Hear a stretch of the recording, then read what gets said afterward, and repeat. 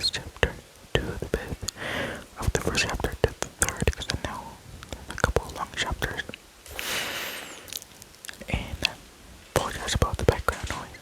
We have a storm, and the plastic that's like in the right and the left side of my air conditioner is making all the sounds that it can. Never has done that actually, so I have to tape it up again. Okay. You know what? Let's just the mop of Middle Earth.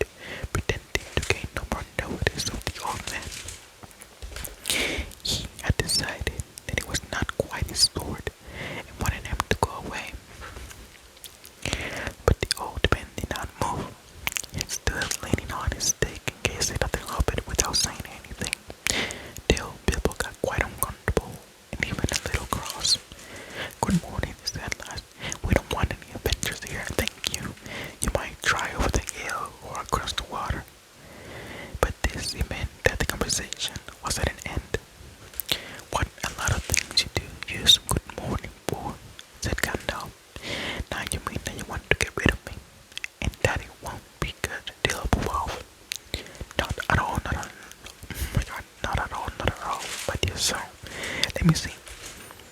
I don't think I know your name. Yes, yes, my dear sir. And I do know your name, Mr. Bilbo Baggins. And you do know my name, but you don't remember that I belong to it. I am Gandalf, and Gandalf means me. To think I should have lived to be good morning by Beltona, Duke's son, as he was selling buttons at door. Gandalf, Gandalf, good gracious me, not the wandering wizard that gave old Duke a pair of magic diamonds dust that fastened themselves and never kept undone till you tale ordered.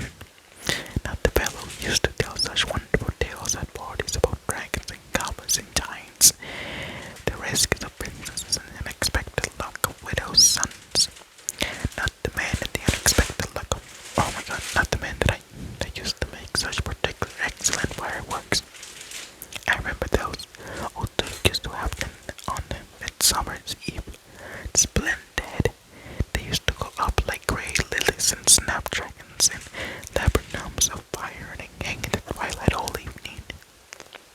You will notice already that Mr. Baggins was quite not so browsy as he liked to believe. Also that he was very fond of flowers. Dear me, he went on, not the Gandalf was responsible for so many quiet lads and lasses going off into the blue for mad adventures.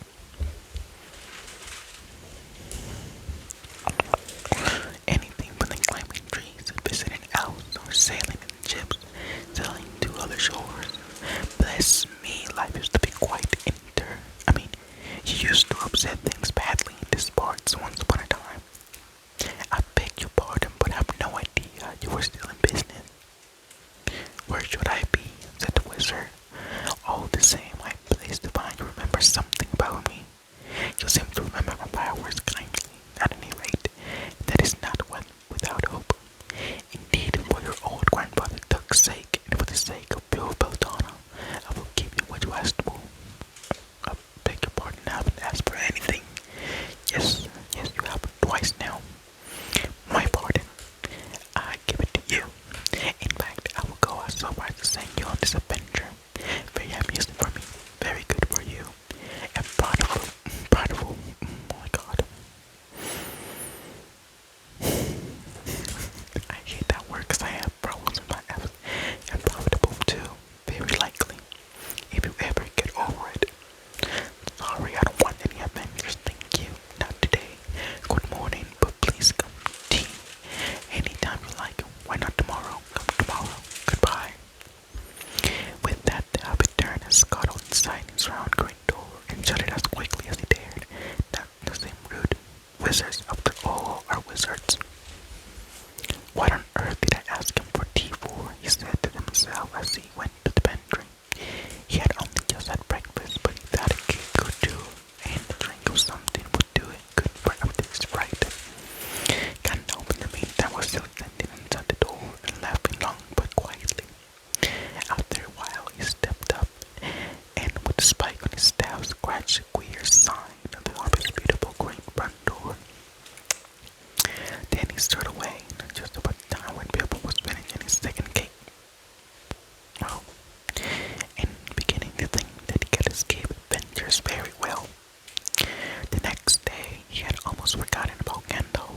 He did not remember things very well unless he put them down on his engagement table. Like this, Gandalf, D. Wednesday. Yesterday he had been so flustered to do anything of the kind. Just before tea time, there came a tremendous ring on the front door bell, and then he remembered. He brushed and put on the kettle and put on another cup and saucer and an extra cake or two and ran to the door. I am so sorry to keep you waiting, he was going to say, when he said it was not Gandalf at all. It was a dwarf with a blue beard tucked into a golden belt, and very bright eyes and his dark green hood. Alright. As soon as the door was open, he pushed inside, just as if he had been expected. Oh my god, there's no way that is so loud. That is gonna be so annoying. He hung his suited cloak on the nearest peg and, darling, yours, said the Hobbit, too surprised to ask any questions for the moment. With a silence that followed had become uncomfortable, he added, I'm just about to take a tea break. Come here, some with me.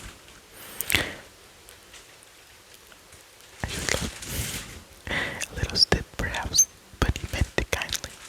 And what would you do if an uninvited dwarf came along, these things up in your hall without a word of explanation? They had not been a table long. In fact, they had hardly reached the third cake when there came another even louder ring at the bell. Excuse me, said the Hobbit, and he went to the door. So you have got here at last. That was what he was going to say. They took a note this time. But it was not a candle. Instead, there was a very old-looking dwarf on the step, with a white beard and a scarlet hood, and he drew up inside as soon as the door was open, just as if he had been invited. I'd see they had begun to arrive already, he said, when he caught sight of Doling's green hood hanging up. He hung his red one next to it, and Paulin, I just served him, he said, with his hands on his breast. Thank you, said Bilbo with a gasp. It was not the correct thing to say, but they had begun to arrive, had flustered him badly. He liked visitors, but he liked to know them before they arrived, and he prepared to ask them himself. He had a horrible thought that the cakes might run short, and that he, as the host, he knew this duty and stuck it out, however painful he might have to go without. Come along and have some tea, he managed to say after taking a deep breath. A little beer would suit me better, if it is all the same to you, my good sir, said Pauline with the white beard. But I don't mind some cake, seed cake, if you have any. Lots, Bilbo. Lots. Bilbo found himself answering to his own surprise, and he found himself good enough to the cellar, to the fill up in the beer's mug, and then to a pantry to fetch two beautiful round seed cakes which he had baked that afternoon for his after-supper morsel. When he got back, Bowling and Dolan were talking at the table like old friends. As a matter of fact, they were brothers. Bilbo plumped down the beer and cake in front of them when loud came a ring at the bell again, and then another ring. Can't know for certain this time, he thought, as he puffed along the passage. But it was not. It was two more doors. Okay, what is going on? We have plastic. We have things falling to the ground. We have a drain, and then someone is kicking the door open. What? Okay, never mind. Can't know for certain this time, he thought as he puffed along the passage. But it was not. It was two more doors, both with blue hoods, silver belts, and yellow beards, and each of them carried a pack of toes and spade. And they hopped as the door began to open. Bilbo was hardly surprised at all. What can I do for you, my dwarf? He said. Gilly at your service, said one, and Billy added the other. And they both swept up their boots and bowed. I'm yours and your family's, replied Bilbo, remembering his manners this time. Dolan and Balin, he already has seized, said Gilly. Let us join the throng. Throng, thought Mr. Baggins. I don't like the sound of that. I really must sit down for a minute and collect my wits and have a drink. The unlonely just had a sip in the corner while the four dwarfs sat around the table and talked about mines and gold and troubles with the goblins, and the desperation of dragons and lots of other things which he did not understand and did not want to. But they sounded much too adventurous when ding-dong, ling, ding-dong, his bell rang again. As he summoned the little Hobbit boy was trying to put the handle off. Someone at the door, he said, blinking. Some foe, I should say, but that sounded Billy. Besides, we saw them coming along behind us in the distance. Oh, it would have been sat down in the hall to put his lead in his hands and wonder what happened. Oh my god, what? Okay, I can't hear myself anymore. Oh my god, I wonder what had happened and what was going to happen and whether they would all stay to supper. Then the bell rang again louder than ever and he had to run to the door. It was not 4 after all, it was 5. Another door had come along while he was wandering in the hall. He had hardly turned the knob, but they were all inside, bowing and saying, "I deserve this," one after another. Dory, Dory, Ori, Ion, and Cloyon were their names. And very soon 2 purple hoods, a grey hood, a brown hood, and a white hood were hanging on the pegs, enough to march with their broad hands stuck in the gold and silver belts to join the others. Already, it had almost become a throng. Some called for ale and some for porter and one for coffee and all of them for cakes. So the Hobbit was kept very busy for a while. A big jug of coffee had just been set in the hearth and the seed cakes were gone. And those were starting on a round of buttered scones when there came a loud knock, not a ring, but a hard rat tat on the Hobbit's beautiful green door. Somebody was banging with a stick. Bilbo rushed along the passage, very angry and altogether bewildered and bewildered. This was the most awkward Wednesday he ever remembered. He pulled open the door with a jerk, and they all fell in, one on top of the other. Poor dogs, 4 more. So, we have 1, 2. Then, filling and killing, that's 4. Damn, Nori, boring, going on, so that's like 4 more. That's 8. And then now, 4 more. So many people. And there was Kendall behind, leaning on his staff and laughing. He had a make with a dent on the beautiful door. He had also, by the way, knocked out the scrimmage mark that he had put there that morning before. Carefully, carefully, he said. It is not like you, Bilbo, to keep friends waiting on demand and they open it down like a popcorn.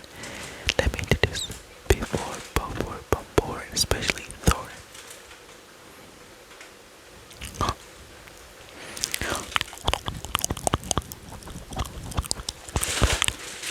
Oh my god, now on the movies. Thorin Archenchild came a few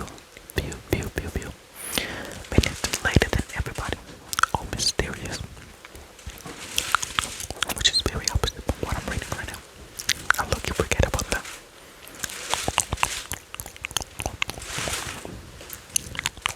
And it was very serious.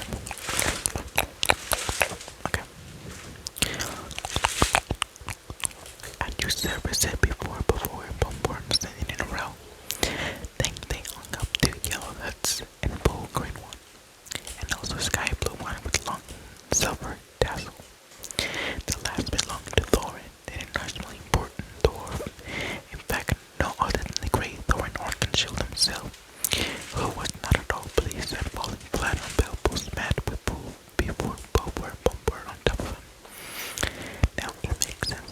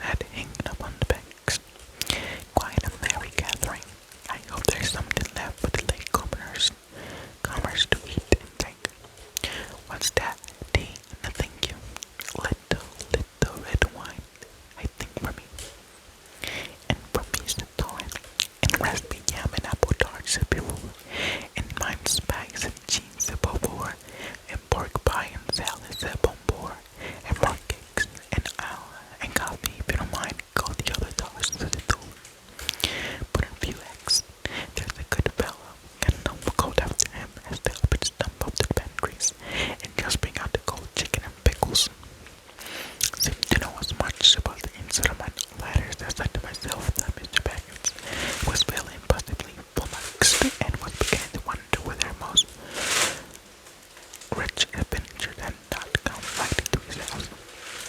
By the time he got out the bottles and dishes and knives and forks and glasses and plates and spoons and things piled up in big trays, he was getting very hot and red in the face and annoyed. Confiscate and be bothered these stores, he said aloud. What do they come and lend a hand? Lo and behold, there stood Polly and Dolly at the door of the kitchen, and Billy and Gilly behind it, and before they could say knife, they had whisked the trays and a couple of small tables in the parlor and set out everything afresh. Kinda know what's that at the end of the mending party with 13 doors all round.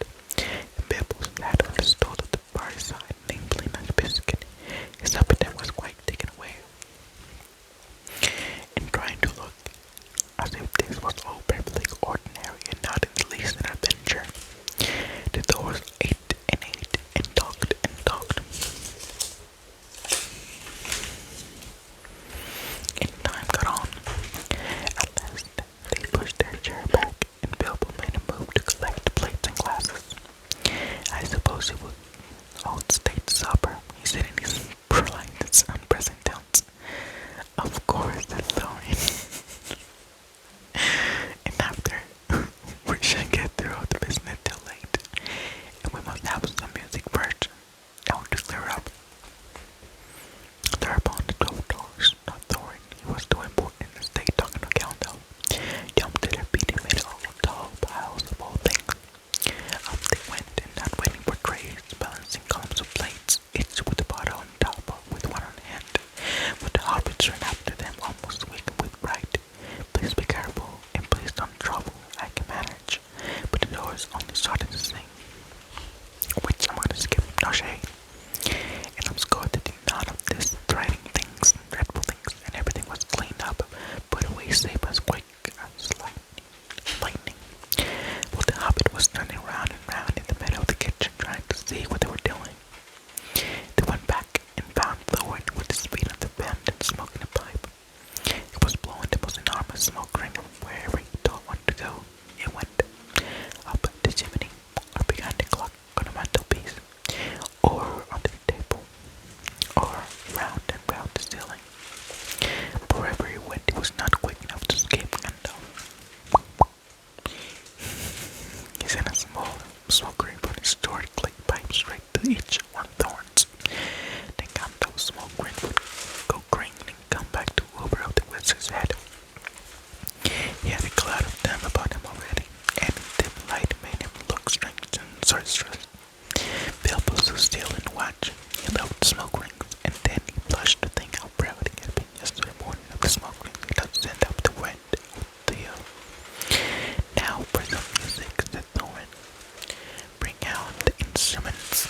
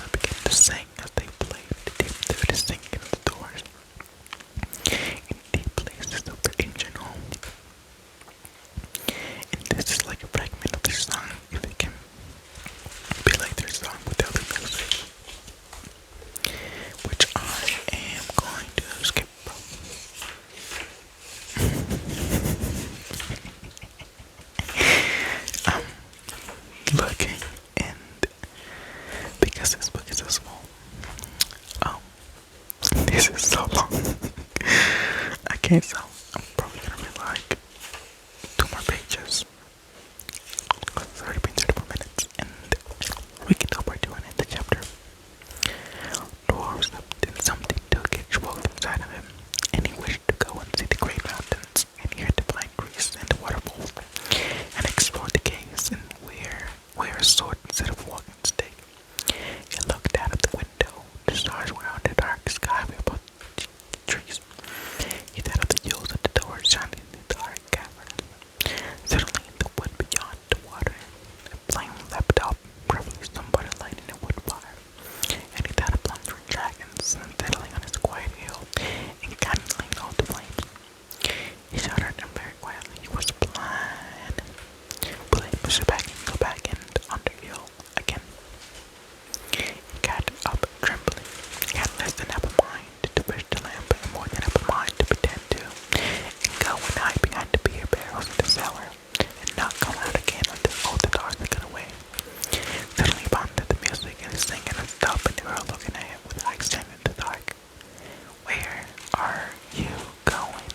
said Thorn, in a tone that seemed to show that he kissed both halves of the Hobbit's spine. Okay, I'm trying to push this back down. What about the light? Said Bilbo, apologetic. Oh my God. Apologetically. We like the dark, said all the doors. Dark for dark businesses. There are many hours before dawn. Of course, said Bilbo, and sat down in a hurry. He missed the stone and sat in the fender, knocking over the poker and shovel with the crash. "Hush," said Gandalf, "let Thorin speak." And that is how Thorin began. Gandalf, Doors, and Mr. Baggins were met together in the house of our friend and fellow conspirator, the most excellent and audacious Hobbit, but hearing his toast never fall out. All praise to his one and ale. He paused for breath and a word polite remark from the Hobbit, but the compliments were quite lost on poor Brave Baggins, who was wagging his mouth and protested at being called audacious, in words of old fellow conspirator. Though no noise came out, he was so flummoxed, so Thorin went on. We're meant to discuss our plans, our ways, means, policy, and devices. But just some people to break of the days that on the long journey from which some of us, or perhaps all of us, except our friend and consular genius, which I can't tell if I never return.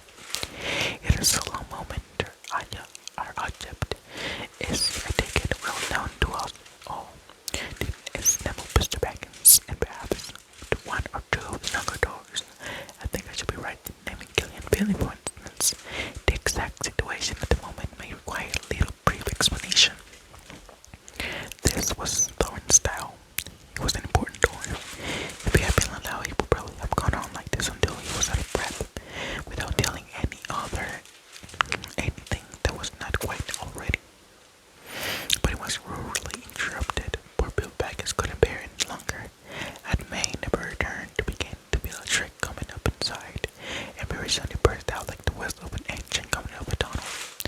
Old Devil sprang up, knocking over the table. Gandalf struck a blue light on the end of his magical staff, and its fire was clear. The poor little hobbit could be seen kneeling to the earth rug, shaking like a jelly that was melting. Then he fell down flat on the floor and kept calling out, struck by lightning, over and over again. And that was all they could get out of him for a long time. So they took him and laid him out of the way on drawing from sofa with a drink and at his elbow, and went back on their back business. Acceptable little fellow, said Gandalf as they sat down again. Gets funny weird bits, but he's one of the best. As fierce as a dragon in a pinch.